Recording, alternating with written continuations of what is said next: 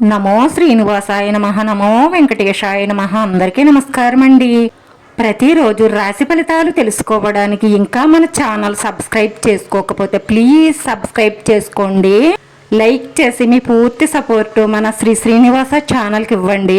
రీత్యా కుంభరాశి వారు ఎటువంటి శుభాశుభ ఫలితాలను పొందుతారో, అలాగే వీరికి ఈ నెలలో పట్టబోతున్న అదృష్టం ఏమిటి, అలాగే వీళ్ళు ఎదుర్కోబోతున్న సమస్యలు ఏమిటి వివరంగా తెలుసుకోవడానికి మన ఈ వీడియోని మిస్ అవ్వకుండా చివరి వరకు చూడండి.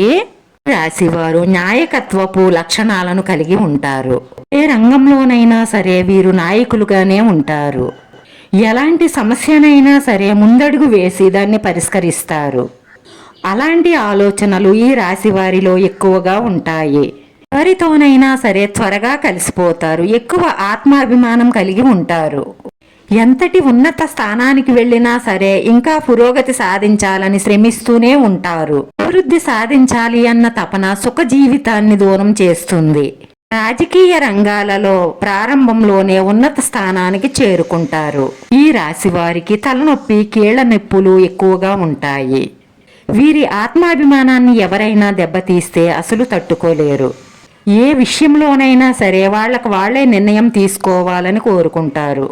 సమాజంలో వాళ్ళకి ఒక గుర్తింపంటూ రావాలని ఆశిస్తారు. వీళ్ళకి ఏ పనిని అప్పగించినా చాకచక్యంతో, తెలివితేటలతో ఆ పనిని పూర్తి చేస్తారు.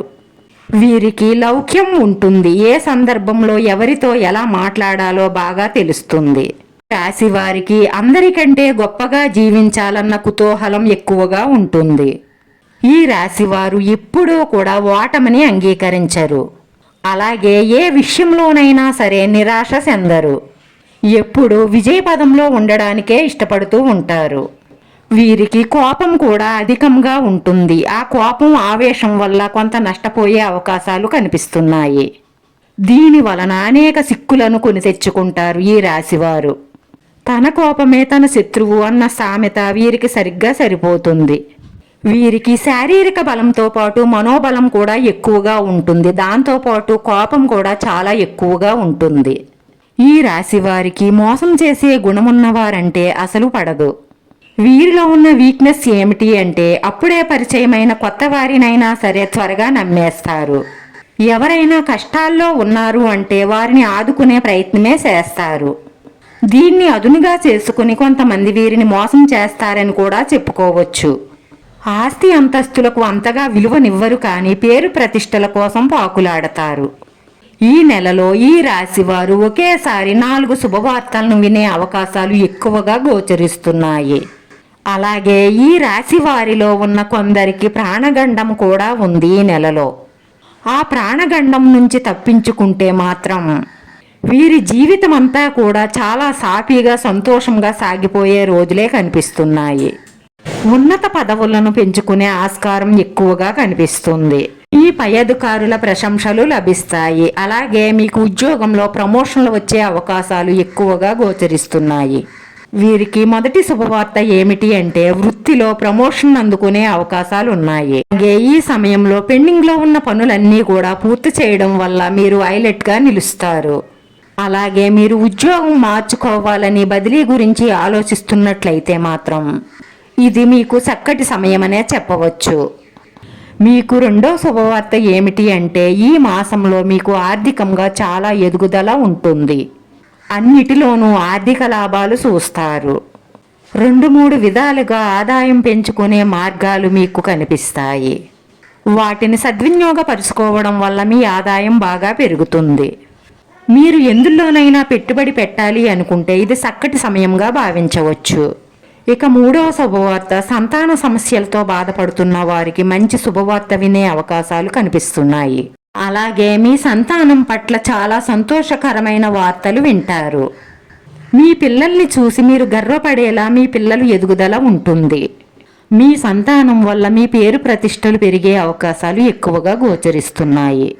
4వ శుభవార్త ఏమిటి అంటే ఎప్పటి నుంచో కలవలేకపోతున్నాము అనుకున్న మీ ఫ్రెండ్స్ని కానీ, బంధుమిత్రులను కానీ ఏదో ఒక సందర్భంలో ఈ నెలలో కలిసే అవకాశాలు ఉన్నాయి. ఈ సమయంలో శని సంచార కారణంగా కొన్ని ఒత్తిడులు కూడా బాగా ఎక్కువగా ఉంటాయి. ఆ ఒత్తిడులను తట్టుకొని నిలబడగలిగితే మీకు ఆరోగ్యం కూడా మెరుగ్గానే ఉంటుంది. మీకున్నటువంటి ప్రాణగండం ఏమిటి అంటే కొన్ని గ్రహ సంచారాల కారణంగా మీకు వాహన గండం అనేది ఎక్కువగా గోచరిస్తుంది. మీకు వీలుంటే ఈ మాసంలో వాహన ప్రయాణం మీరు ఒక్కరూ చెయ్యకుండా ఉండడమే మంచిది. వాహన ప్రయాణం చేయవలసి వస్తే మీకు తోడుగా ఎవరినైనా తీసుకుని వెళ్ళడం మంచిది.